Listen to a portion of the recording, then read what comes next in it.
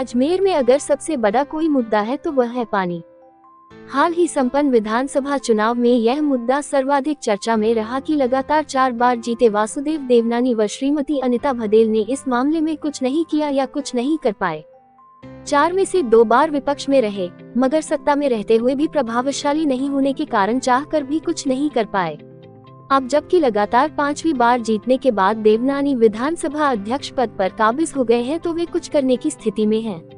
कुछ दिनों से वे एक्शन मोड में हैं और पानी के मुद्दे में रुचि दिखा रहे हैं। ऐसी उम्मीद की जा रही है कि अगर वे पूरी शिद्दत के साथ इस सवाल के पीछे हाथ धोकर पड़ जाएं तो संभव है उन्हें कामयाबी मिल जाए।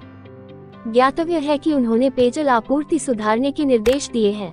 उन्होंने कहा था कि बीसलपुर से अजमेर आ रही सीमेंटेड पाइपलाइन बदलकर स्टील की लाइन बिछाने का प्रस्ताव सरकार को 15 दिवस में भिजवाएं। अमृत योजना तृतीय के प्रस्ताव को तैयार करें। उन्होंने कहा था कि पूर्ववर्ती भाजपा सरकार के समय बीसलपुर को चंबल नदी से जोड़ने की जो परियोजना प्रस्तावित थी, उस पर कार्य योजना बनाकर सरकार को प्रस्तुत करें।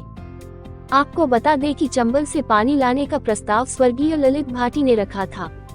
उनके प्रयासों से प्रोजेक्ट की फिजिबिलिटी का सर्वे भी हुआ और पाया गया कि चंबल से पानी लाया जाना संभव है। सरकार बदलने के बाद वह मामला फाइलों में दफन हो गया। पूर्ववर्ती भाजपा सरकार के समय इस पर फिर से विचार हुआ, मगर कमजोर राजनीतिक इच्छा शक्ति के कारण केवल गाल बजाने का ही काम हुआ। सबसे बड़ा सवाल था अपेक्षित बजट कैसे मिले। अब जबकि देवनानी प्रभावशाली भूमिका में है तो वे इसे मूर्त रूप देने की दिशा में गंभीर प्रयास कर सकते हैं। अगर वे चंबल का पानी लाने और 24 घंटे में जलापूर्ति करवाने में कामयाब हो गए तो स्वर्गीय मोटवानी की तरह सदा के लिए अमर हो जाएंगे। ज्ञातव्य है कि जब भी बीसलपुर परियोजना का जिक्र आता है तो मोटवानी का नाम खुद ब खुद जेहन में उभर आता है। सर्वविदित है ये परियोजना लाने में उनकी अहम भूमिका थी।